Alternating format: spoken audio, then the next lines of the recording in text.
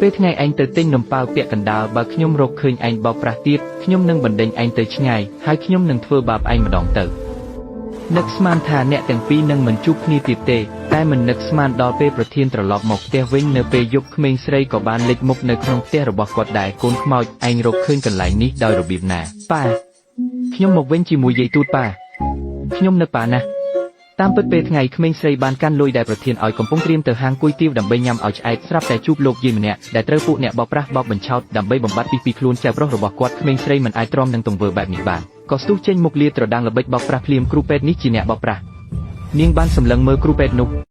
ហាលស្ងួតជាមួយទឹកខ្មេះផ្អែមលើទឹករួចដាក់ក្នុងក្រចកដៃពេលធ្វើការពិសោធន៍ជ្រលក់វាជាមួយទឹកពេលសត្វល្អិតចូលទឹកហើយរីកធំជ្រលក់វាដាក់ក្រោមត្របកភ្នែកមនុស្សកូនក្មេងឯងនិយាយអីឆ្កុយណាំងខ្ញុំនេះអ្នកបើពួកឯងមិនជឿទេមើល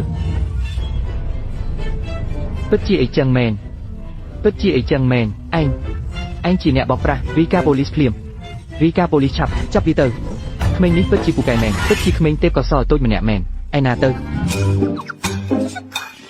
ចំណែកស្ត្រីចំណាស់នោះបន្ទាប់ពីដឹងថាក្មេងស្រីគ្មានក្រុមគ្រួសារហើយដើម្បីតបស្នងនឹងទង្វើល្អរបស់នាងក៏បាននាំនាងត្រឡប់ទៅផ្ទះភ្លាមមិននឹកស្មានថាក្មេងស្រីម្នាក់នេះស្គាល់ចៅរបស់ខ្ញុំសោះឯងលួចធ្វើរឿងធំស្ងាត់អីចឹងបែរជាបានបង្កើតចៅទូតស្រីគួរឲ្យស្រឡាញ់បែបនេះឲ្យខ្ញុំទៅវិញឯងពិតជាអស្ចារ្យមែន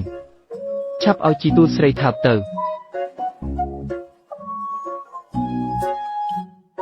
មិនក៏អ្នកក្រតូចម្នាក់នេះអាចចូលដកជាប់ក្នុងចិត្តជីដូនខ្ញុំបានទៅ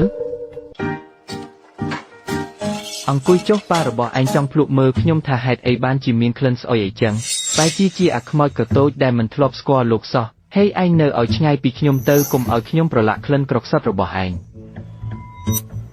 ខ្ញុំកំពុងនិយាយឯងនឹងអាខ្មោចក្រតូច